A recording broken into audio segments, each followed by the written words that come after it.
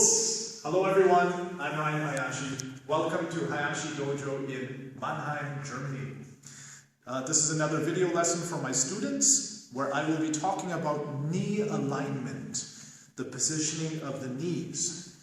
Okay, I'm just going to step back and see if you can get my whole body here. This would be good so you can see what I'm doing with my knees.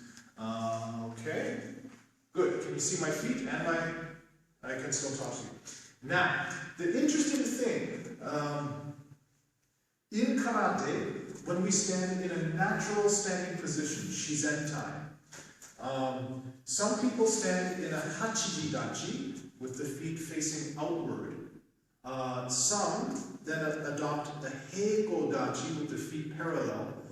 We adopt a heiko-dachi. This is the way I teach my students at Hayashi Dojo. There is a reason for it, which I'll show in just a moment. First, I just want to talk about slight accents. When people stand yoi, this is influenced by the organization or the group that they've come from, which is influenced by the masters that have formed that style. Within our style of Japan Karate Association, a ready stance, a yoi, is generally this. In other countries, other styles, you'll see this, you'll see the feet outwards and more to the front. I've seen yoi where they use an uchi hachidachi and have the feet pointing inwards. Even within the JKA, we have different styles of standing. If they are from Britain or have been influenced by Sensei Enoeda, who was based in England, he used to have a tendency to make a big circle when he stood yoi, and his students will still do this. If it's, again, from the same group, Sensei Kanazawa, they tend to breathe every time they adopt a ready stance. If they come from Kyokushinkai, from Sensei Mas Oyama, Kyokushinkai, full contact karate, then they tend to go whoos, and stand like this with a big, wide posture. Now, the basic intuitive alignment of the knee is different from a more healthy, learned alignment of the knee. Here's what I mean. The average person, if you ask them to stand naturally, will have the feet apart, about a shoulder width. People, unless you tell them to, will not stand like a soldier at attention with the feet together. Most people will generally stand relaxed with the feet apart. Usually with the feet facing outward, like this. This is what we call a hachiji-dachi in Japanese. But as soon as you dangle, a smartphone or an egg or something valuable in front of them and say catch and let go, you'll see this problematic alignment happening with the feet pointing outward and the knees pointing in another direction. So if you can see, my feet are pointing that way, my knees are pointing this way. That's a misalignment, which is actually not good for the body. Okay?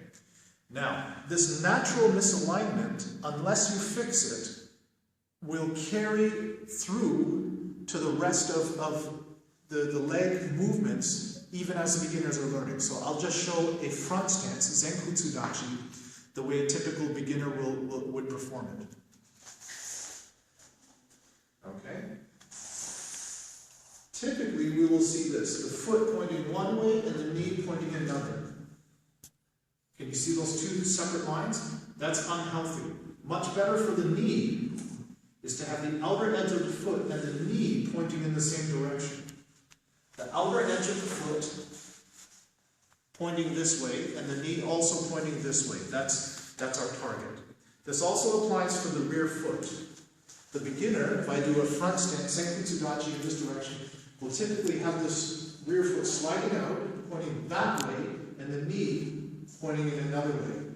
And it's, even as I do it now, it doesn't feel good. It's even painful to look at. That's not healthy. What we need to do to protect the knee joint and also future potential problems in the hip is to get this alignment to knee and foot so that the outer edge of my foot and the knee are pointing in the same direction. I'll face you again from the front so you can see that alignment. Okay? That's the alignment we want from the foot and knee. Now, same goes with a horse riding stance, Kibadachi. Unless you fix it, typically the feet will pop out and the knees will be forward. Not good. Okay, this will generate stress on the joints later on if you do that for too long. In a back stance, Kokutsudachi, you often see again both knees caving in.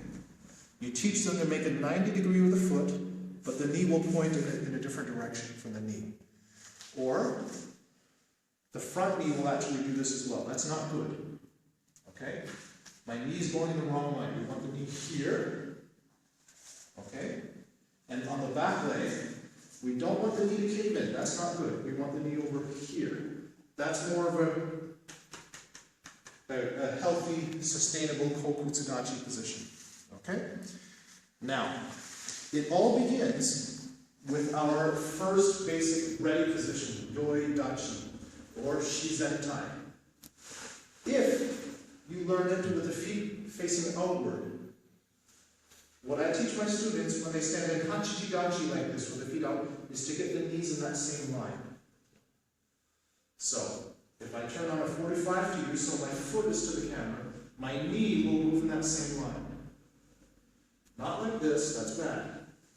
Knee and foot, same line. Okay? If I have my feet parallel, and we measure from the outside edge of the foot, then I have to align the knees so that they are also in the same line. When I bring my hips down and lower my weight, knees and the outer edge of the foot are the same line. In Zenkutsudachi, same alignment, knee with foot. Kibadachi, same alignment, knee and foot.